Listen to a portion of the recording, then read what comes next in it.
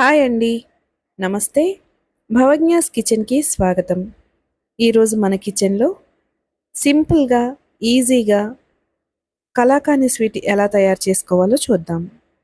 కలాకాని sweet కోసం 2 లీటర్ల పాలు అడుగు మందంగా ఉన్న గిన్నెలో పోసుకుని స్టవ్‌ని హై ఫ్లేమ్ మీద పెట్టి పాలు మరిగించుకోవాలి. ఈ పాలు పైన పొంగిపోకుండా, కింద అడుగున మాడిపోకుండా తిప్పుకుంటూ ఉండాలి. ఇవి ప్యాకెట్ పాలు కాదండి. ఊరు నుంచి మా నాన్నగారు వస్తూ తీసుకొచ్చారు. వెన్న శాతం చూసారా ఎలా ఉందో?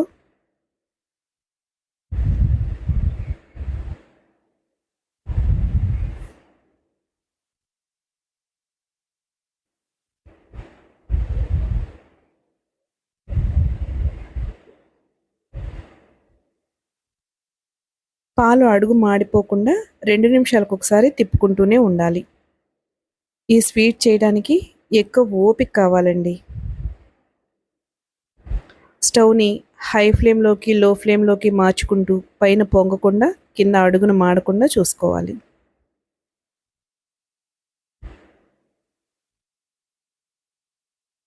పాలు మరిగేటప్పుడు అంచుల వెంట అంటుకున్నది కూడా గీరుకుని పాలల్లో కలుపుకోవాలి.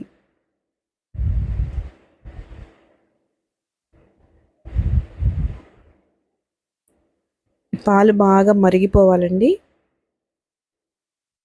2 లీటర్ల పాలు అర లీటర్ అయ్యే వరకు బాగా మరిగించుకోవాలి.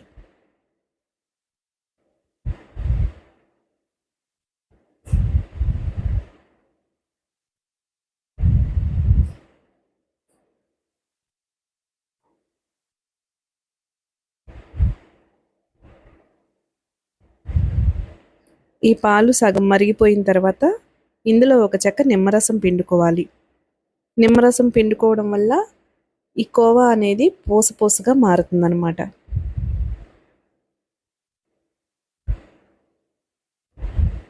ఒకవేళ నిమ్మకాయ లేకపోతే వెనిగర్ అయినా వేసుకోవచ్చు.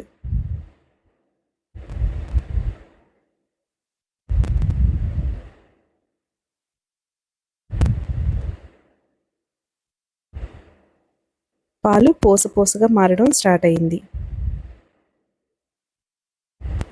ఒకసారి ఇలా దగ్గర పడ్డాక ఇక ఆపకుండా తిప్పుతూనే ఉండాలి.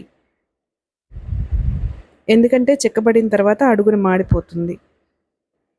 ఇప్పుడు ఇందులో పంచదార వేసుకోవాలి. 2 లీటర్ల పాలకి నేను 300 గ్రాముల పంచదార వేశాను. తీపి మన ఇష్టం. ఈ టైంలో చూసుకుని ఒకవేళ తీపి సరిపోలేదు అనుకుంటే ఇంకొంచెం వేసుకోవచ్చు. తక్కువ తినేవాళ్ళు తగ్గించైనా వేసుకోవచ్చు. ఇప్పుడు ఇందులో ఒక స్పూన్ నెయ్యి వేసుకోవాలి.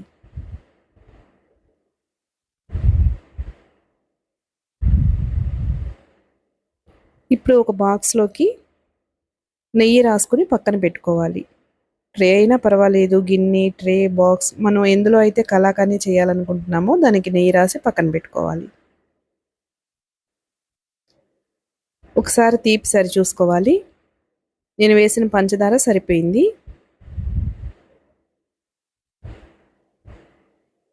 ఇంకా కొంచెం దగ్గర పడాలి. ఇలా పూర్తిగా దగ్గర పడి నెయ్యి అంతా ఇలా బయటికి రిలీజ్ అవుతుంది. కలర్ కూడా మంచి కలర్ వచ్చిందండి. ఇప్పుడు ముందుగా నెయ్యి రాసి ఉంచుకున్న బాక్స్లోకి ట్రాన్స్ఫర్ చేసుకోవాలి. ఇప్పుడు దీని మీద బాదం పప్పు, పిస్తా పప్పు సన్నగా తరిగి వేసుకోవాలి.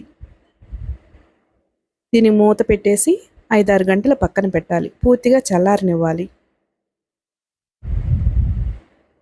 ఇది పూర్తిగా చల్లారిన తర్వాత చాకుతో అంచుల వెంట ఒకసారి లూజ్ చేసుకోవాలి. తర్వాత ఒక ట్రే మీద కానీ, ప్లేట్ మీద కానీ పెట్టి చేత్తో ఒక్కసారి 2 దెబ్బలు కొడితే ఊడిపోతుంది.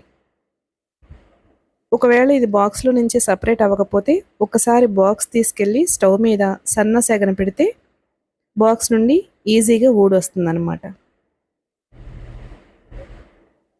నేను తీసుకున్న 2 లీటర్ల పాలకి 760 గ్రాములు కలాకాని వచ్చిందండి. ఇది వెయిట్ అనేది మనం తీసుకున్న పాలల్లో ఉన్న వెన్న శాతాన్ని బట్టి వస్తుంది. అంతేనండి, ఎంతో రుచిగా ఉండే కలాకాని రెడీ అయిపోయింది. ఇప్పుడు మనకు నచ్చిన షేప్లో కట్ చేసుకోవడమే. మన ఛానల్ కనుక మీకు నచ్చితే లైక్ చేసి సబ్స్క్రైబ్ చేసుకోండి. Thank you.